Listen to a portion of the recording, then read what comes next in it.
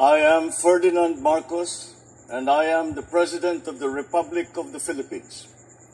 I stand today on behalf of 110 million Filipinos. Hello people and hello universe, it's me again. Shoutout sa inyo mga kababayan. Mayroon po tayong upload videos. Ito po guys ang mensahe at ang panawagan ni BP Sara sa Pangulong Marcos Jr. mga kababayan. Tungkol po dito sa amnesty at saka peace talk. Sa nakikita ko guys sa kanya, no, ay disagree po siya sa amnesty, no, ng Pangulong Marcos Jr. Alam po natin ang amnestiya ay bihira po mangyari yan sa isang pangulo, ano, na magbibigay ng amnestiya. Dahil itong amnestiya na ito guys, ito ay para lamang sa mga rebelde na nakakulong lang at sa mga MNLF at MILF, no, mga bandidong Muslim. Hindi po ito para sa lahat ng rebelde ha. Ito lang po yung mga nakakulong lang na papatawarin po sila ng gobyerno, no? Para sila po ay magbagong buhay, no? Hindi lang po 'yan. Yung mga rebelde na ito guys ay napakaswerte nila. Kung talagang bibigyan sila ng amnestiya. Itong mga nakakulong, no? Yung mga talagang handa at willing na magbabago, bagong buhay na panghabang buhay kasama ang kanilang pamilya. Yan po ang dapat gawaran, no, ng amnestiya. At yun naman talaga, no? Hindi kasama guys yung mga nasa bundok, hindi po yun. Ito po yung mga nakakulong lang. At agree naman po guys ay yung mga bandidong Muslim, sana nakikita ko sa post agree po sila na bibigyan sila ng amnestiya ng Pangulo.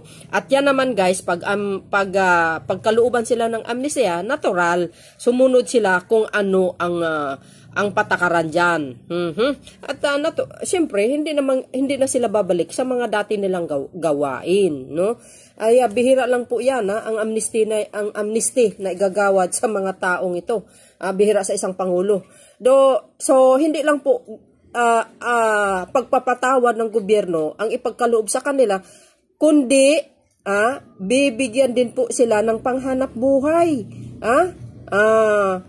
Katulad po ng livelihood program. Lahat-lahat, no? Kung yung iba nga na MP na sumuko na nahuli, binigyan po sila ng mga cash assistance na nakikita ko. In-updates ko po yan.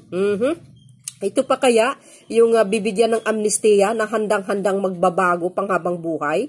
Siyempre guys, no? Bibigyan sila ng panghanap buhay kasama ang kanilang pamilya. At maganda naman po yan. Tuloy-tuloy ang pagbabago.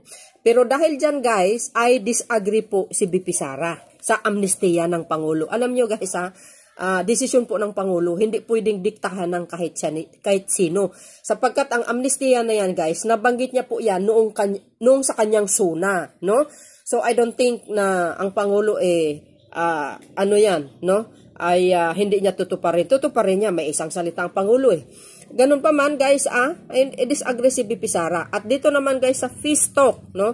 Although may pag-uusap at may nagkaroon ng pirmahan, pero it doesn't mean ibabalik na kaagad-agad ang peace talk. Doon po kayo nagkakamali.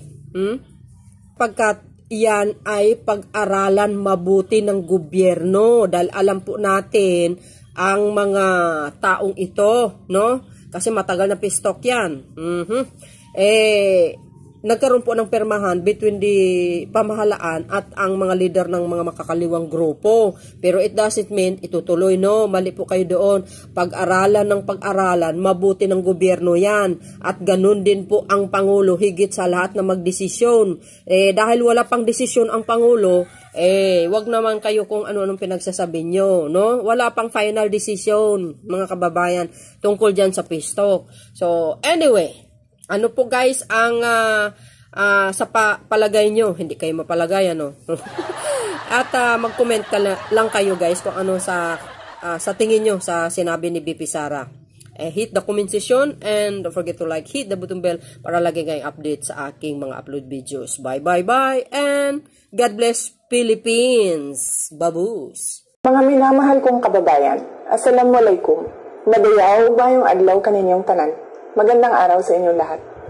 Taong 2017, personal kong nakita nag-aagaw buhay sa hospital ang isang biktima ng pinasabog na improvised explosive device ng mga NPA sa Mandog, Davao City. He was struggling and choking with his own blood. It was truly a painful sight.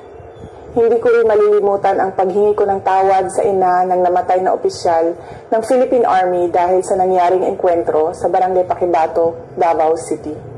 Hindi ako nakapagsalita nung ako'y tanungin kung ilang anak pa ba ang mamamatay dahil sa mga terorista sa Davao City. Mga kababayan, walang katulad ang kasamaan ng teroristang Communist Party of the Philippines, National People's Army at National Democratic Front of the Philippines sa kapwa nila Pilipino. Hindi na mabilang kung ilang sibilyan, kabilang na ang mga menor de edad, ang naging biktima ng madugong digmaang idinulot ng mga terorista. Maraming batang estudyante ang hindi nakapagtapos ng pag-aaral dahil dinala sila sa bundok upang maging armadong terorista. Hindi na rin mabilang ang mga barangay captains, kagawad, security volunteers, pulis at sundalo na nagbuwis ng kanilang buhay para protektahan ang ating mga komunidad. Nananawagan ang kanilang mga pamilya ng hustisya, subalit hindi ito makakamit kung bibigyan natin ang mga teroristang grupo ng amnestiya sa pamamagitan ng Proclamations 403 at 404. Sumusuporta ako sa mga hakbang para itaguyod ang kapayapaan sa bansa because the fight against terrorists is deeply personal to me as it is deeply personal to the families of countless Filipinos whose lives were forever upended because of the madness of terrorists.